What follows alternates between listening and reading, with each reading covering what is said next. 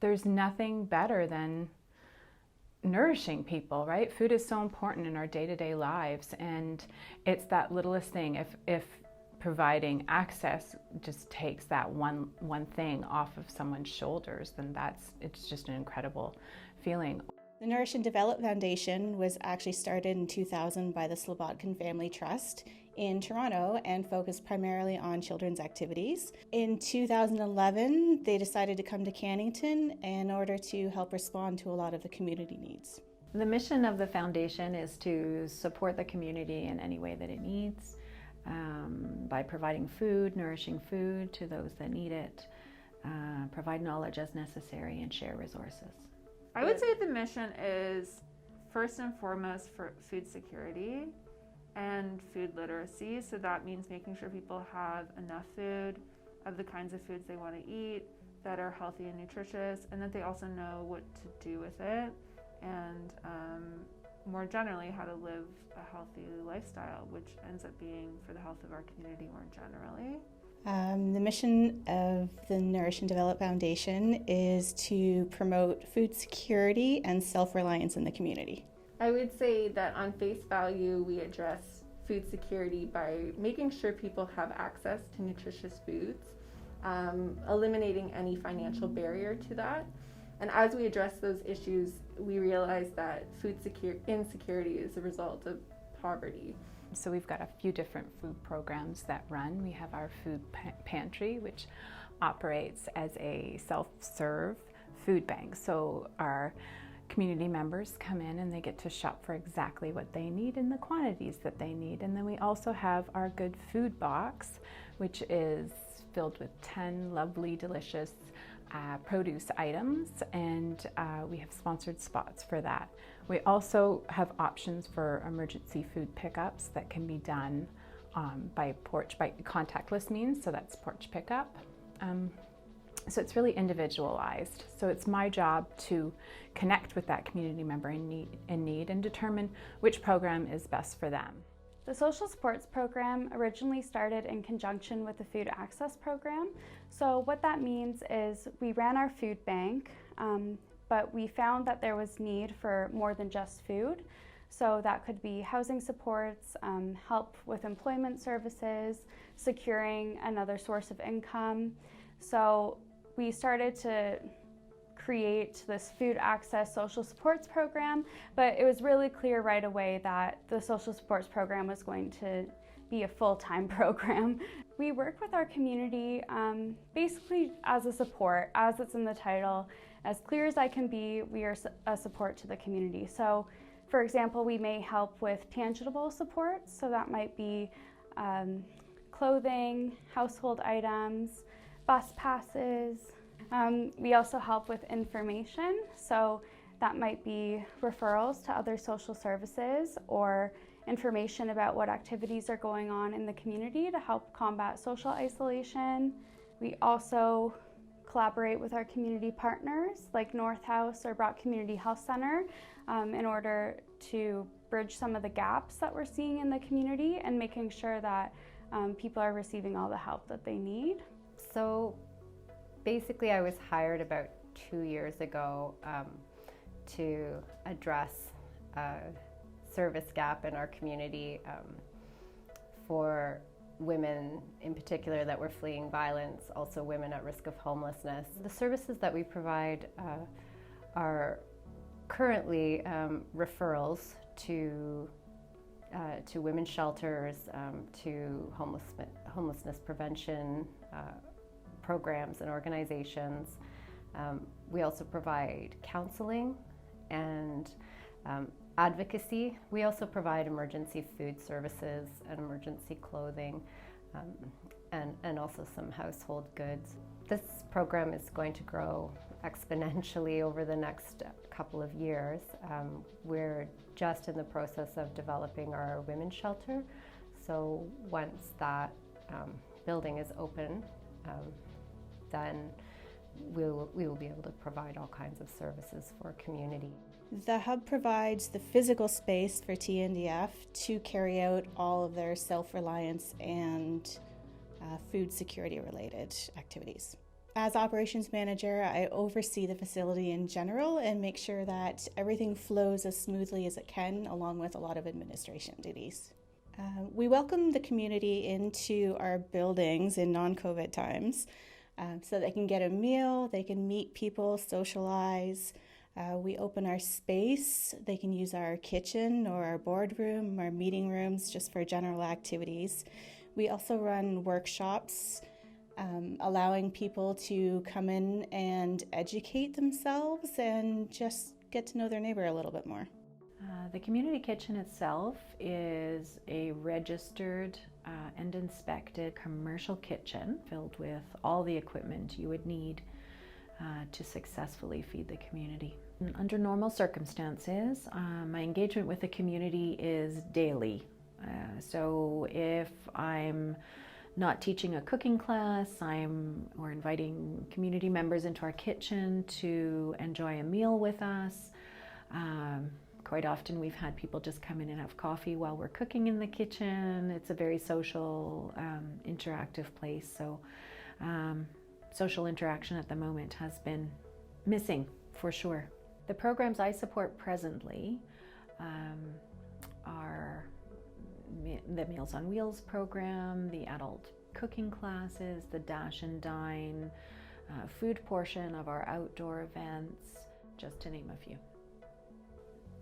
The community kitchen initially was intended to support the community through food access and preparation, learning opportunities, as well as rental opportunities for entrepreneurs, local entrepreneurs that needed a commercial kitchen to be able to provide their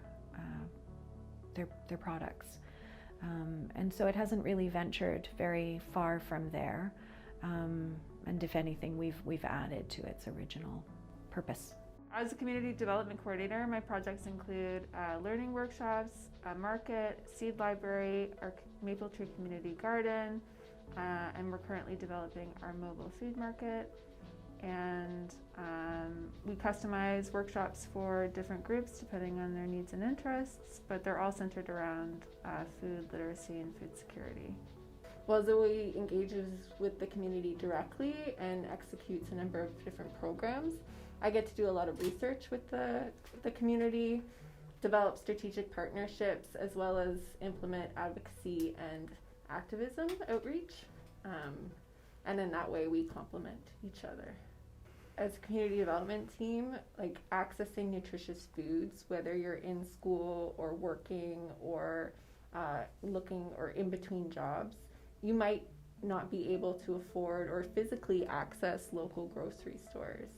And our team, is in a great spot to work with community members to make things like the community garden affordable, to have a mobile market that can physically connect with people and offer nutritious and locally grown foods. Someone's food security one week might be different than next. Just because you're food insecure doesn't mean you're homeless, right? Because I think that's what people imagine when they think about food insecurity. And so that it could just be rent is really expensive, utilities are really expensive, cost of transportation is really expensive, which leaves a small budget for food, which means compromising on quantity or quality or all of these other things. So it doesn't necessarily mean that someone's homeless, which I think is again like this when someone says the term poverty, that's what they think of, but it's more nuanced is kind of what I tried to bring home. TNDF takes a holistic approach, so it's saying it's not just about being food secure, it's about looking at the bigger picture, and so focusing on something like advocacy, and then also focusing on things like women's services and social supports, because mental and emotional health are part of that equation as well. And so TNDF's mission to me is also focused on a holistic approach. I think the Nourish and Develop Foundation isn't afraid of growth or learning. So we challenge ourselves every day. If there's something that isn't working, we'll get rid of it. We'll try something new. We'll do the research and put in the hard work to make sure that people are benefiting from whatever program or service we have to offer. and we're always evolving on that basis. So we're always looking at best practices. We look to other organizations to see what they're doing and just blending all of those things together and always evaluating if our programs are effective. I feel the foundation is excelling at the moment in its flexibility to adapt to ever-changing scenarios, so lockdowns and restrictions and things like that. So I think the foundation is filling the needs as they present themselves. Finally, what are you excited about in the future? Just in the 4 months that I've been here, the foundation itself goes through so much growth and change. Like it really is about moving with the needs of the community. So it's just exciting to see where we're going next. There's lots of opportunities. We have lots of different plans, especially with the summer coming up, getting ourselves outside, getting just kind of getting our organization out there. I just think this organization is just, it's just beginning to bloom. I think the community will benefit greatly from all the services that our team are providing. It's very exciting. There's a lot of new innovative ideas that will just help people. A lot of people are struggling right now, especially because of the situation with COVID-19, and some of them, are hesitant to reach out for help. But I think, I think TNDF has a way of making it very, accessible and fun and sort of destigmatizing. I would say it's just seeing like teamwork be able to come together and make sure needs are met. And often that's creating programs where people can gather and interact and enjoy and share good food. And just seeing people light up and have positive interactions with each other is really meaningful, especially when those programs and opportunities are sustainable. And that's achieved through the collaborations we have with each other, but also with other organizations. Yeah, I would say for me too. I mean, I've only been here for a short time, but I appreciate that we're a collaborative team and ideas are welcomed and well received and workshopped to become projects that come to life quite quickly relative to other organizations. We all know that the world probably isn't returning to exactly what it was pre-COVID. So it'll be some combination of what we're doing right now and what we used to do. And the new programs that we can develop and run away with could be quite interesting. This year, I've been probably most proud of our team, just working through the entire pandemic and adapting and changing on a daily basis. But I'm also really proud of our community as well for hanging in there with us, for continuing to support our programs and to reach out to us, even when they weren't sure what the outcome was going to be. Definitely glad for everybody's courage, and a lot of people have really jumped in to support their neighbors and support their friends, maybe who wouldn't have prior to the pandemic. But I think it just highlighted the needs that were already there, and it really forced people to take action.